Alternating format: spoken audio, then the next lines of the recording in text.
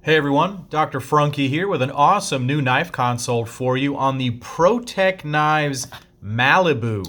This is an exciting new flipper from the American company Protech Knives because it is one of their first button lock manual flippers. This is actually the third one of these that they've made. They did a couple of collaborations with Ferrum Forge and Mass Drop, but this is the first time that Protech has released a button lock manual flipper under their own name, and this is an in-house design. It was initially previewed at the the SHOT Show 2020 with two different blade types. There was this sheepsfoot style blade, and there was a more traditional Warncliffe style blade. They looked a little bit different. The grind was a little bit lower. They had a swedge, but this is the final production model. And thank you to Protech over there, especially Matt over there at Protech, who reached out to me to talk about this knife. This is the very first one that went out their doors. This one features the satin finish. There is a mirror polished limited run, and there will be other colors, including blue and other anodized handle variants moving forward. There may be multiple blade variants as well. The Malibu is meant to be a bit of a modular piece, and so it's exciting to see this coming out of Protech. Now, for those of you who are familiar with button lock flippers, one of the things that we're just going to clear the air about right away is that often those flippers are a little bit mushy in terms of their action as compared to standard detent style frame lock flippers and liner lock flippers that we're used to.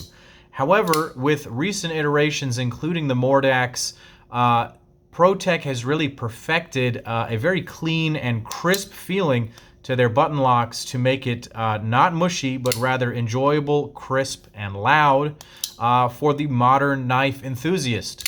A lot of people complain about mushy button lock actions, but on this one you're not going to have that, and we'll talk about that as we get to it, but I wanted to say that right away. The main goal of this is to introduce Protech's take on a button lock manual flipper, and I'm really excited to talk to you about this. So let us go ahead and get some vital signs on this knife right here. Up front, we are looking at a nicely sized 3.3-ish inch blade right back to the handle right there. Not quite 3.5, probably about 3.3 inches on that blade. You're looking at about 3.75 back to the pivot. Overall, you're looking at about 7.6 inches in overall length. The handle is coming in right over 4 inches, maybe 4.2 inches right there.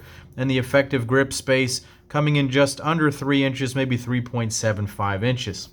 Another variation that you're going to notice on this model as opposed to the pre-production models at the SHOT Show, the handle is a little bit bigger to allow for better grip for larger-handed people like myself. I'm going to go ahead and bring out another couple of knives for a size comparison. Here is the Spyderco Paramilitary 2 and the Para 3. This knife is on the smaller side of things, a lot more in line with the Para 3 in terms of size profile, but check out. You get an even smaller handle and you get way more blade. Look at that blade to handle ratio with this sheepsfoot style blade.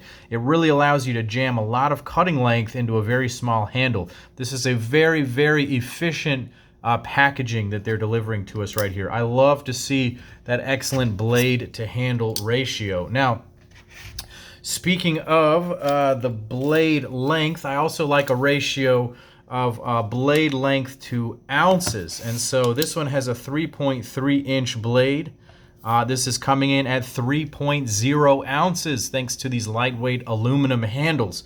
So this one also achieves my golden EDC ratio of blade inches to ounces of weight. It even improves on that, and so this has an excellent blade length to weight ratio. Really nice for everyday carry. Let's go ahead and take a look at this knife and break it down anatomically. Let's take a look at this beautiful blade. This thing is CPM 20CV in this sheepsfoot style blade, having that sort of swooping downward top of the blade, spine, excuse me, right there. You could call this a modified sheepsfoot, as it does have a bit of a rounded bottom here. It's not a traditional flat bottom right here. But what they did on the blade is that they ground these a bit higher than the pre-production model, so it's extremely slicey. They also removed the swedge. There was a front swedge on the pre-production models, and a couple of people have mentioned that they're disappointed in the way that this one looks as compared to the pre-production model because the swedge added a little hint of character. This blade is a little bit bland as it looks right now, but that's okay. That's the purpose of this blade. It is meant to be used. It's a tool to be used, and I think that keeping this without a swedge allows for the tip to be a bit more robust. If you'll take a look here at the tip, the blade width really tapers slowly out to the tip, so even though it's got a fine tip in the lateral profile, in this way you can feel reassured that it's a relatively strong tip.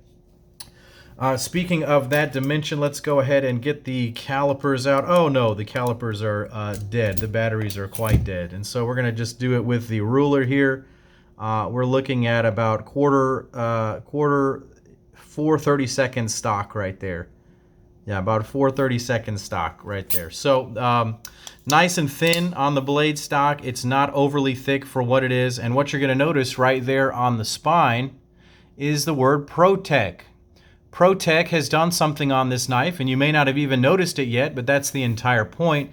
They are well aware that a lot of their blades include a significant amount of billboarding. They have been nicked in the past. Here is the Protech Invictus. I'll also have a video on this one coming out, but as you can see, there's a large logo on the front and their Protech logo on the back with a Made in USA. This is their typical branding. Oftentimes they'll include the blade steel on there.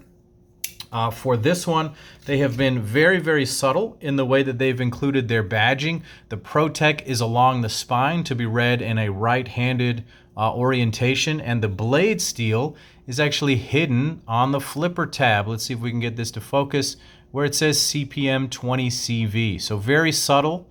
There's no serialization on here. There's no Made in USA, unnecessary branding. Although it is important to note that it is made in the USA with American steel, and that will appeal to some of my viewers. So this blade is excellent. I cannot speak highly enough about the functional nature of this blade shape.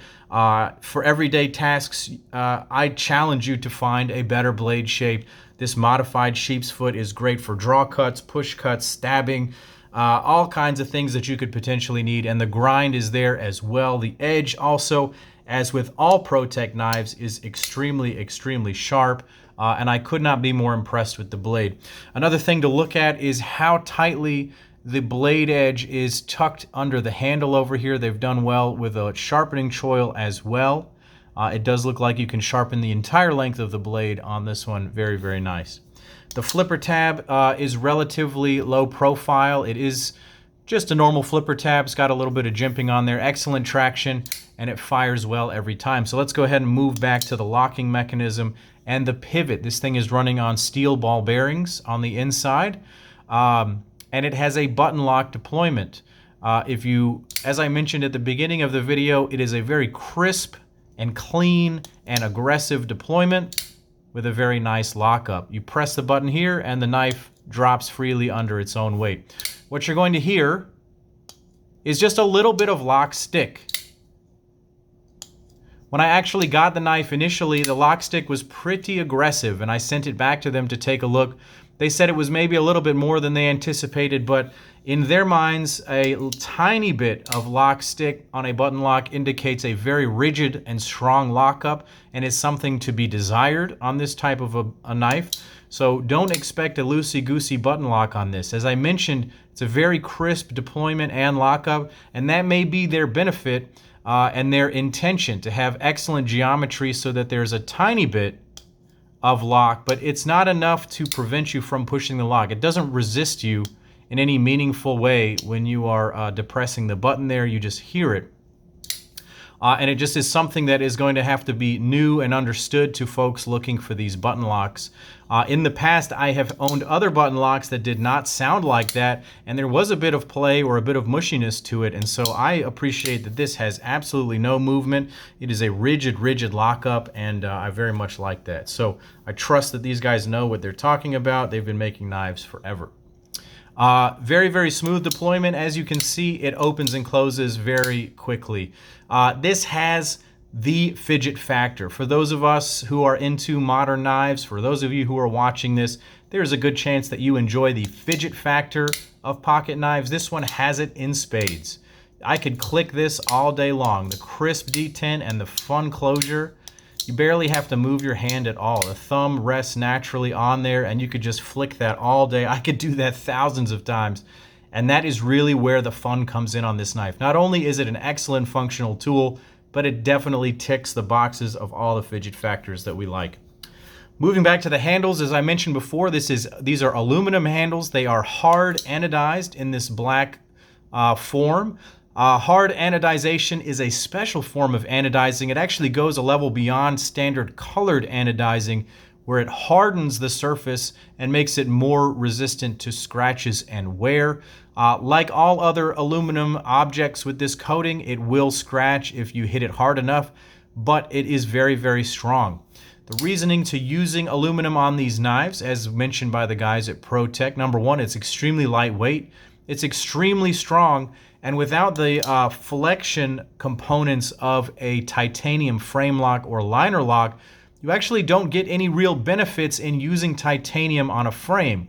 Now, there will be titanium variants of this knife coming out. For those of you who feel that aluminum is a hindrance of some kind, there will be titanium versions, but the aluminum version is going to be your lightest weight, most efficient packaging. I really enjoy the hard anodizing. As a chemistry geek and a material science geek, I really enjoy the science behind how they do these finishes, and certainly this is a reliable finish. It's not just painted on like some cheaper knives.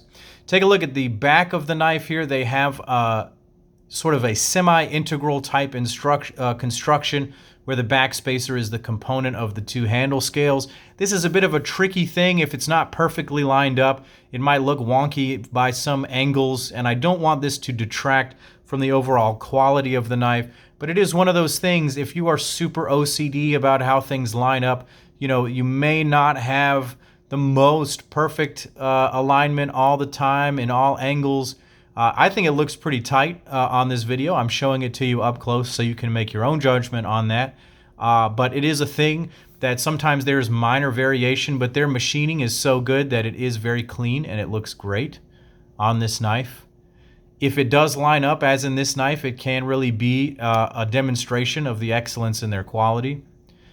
Speaking of excellence, the pocket clip is really excellent. Take a look at this deep carry pocket clip. This one is actually DLC coated, and it is recessed. The screws are recessed into the handle, so it actually functions beautifully with no snagging whatsoever. Look at those screws. They're totally flush, and it carries all the way deep, and so it is a great, very subtle carry. So what do I think of this knife? I think that they have a home run right here. This is an amazing tool with a perfect blade in a perfect steel. The action is really fun and very reassuring and very fast. The lockup is very solid. The considerations of the lockup geometry have certainly been done, and it is very solid and good to go. The handles are lightweight yet rigid. The balance is right on the forward choil. If I put this right here and I hold it right there, the balance is right on that forward choil. So really and truly, this is a very considered, very engineered, and very well done knife. It's executed perfectly and it's conceived perfectly. And so I'm really impressed. I don't own any other Protechs, but this one was the one I really wanted to get in front of you. I'm convinced that they are making some of the best knives on the market right now. They've really been hitting a lot of home runs over the last couple of years, and I couldn't be happier to support this American brand. All of this is made in America in Artesia, California. So definitely check out the brand. They have a lot of automatic knives, a lot like the Invictus that I showed earlier, that are absolutely fantastic automatic knives. They do some of the best autos in the industry, but I do like to see that they're moving into the manual flipper world, and I can tell you they have one of the best actions out there, and they're going to start doing some great things. So keep an eye on Protech. Keep an eye out for the Malibu. It's taken me too long to mention that the price on this is going to be coming in under $200 at most retailers. I think the MSRP is somewhere around $280 or $290, but the actual retail should be somewhere around $190 to $200. So CPM 20CV lightweight EDC deep carry blade made in the USA for $190.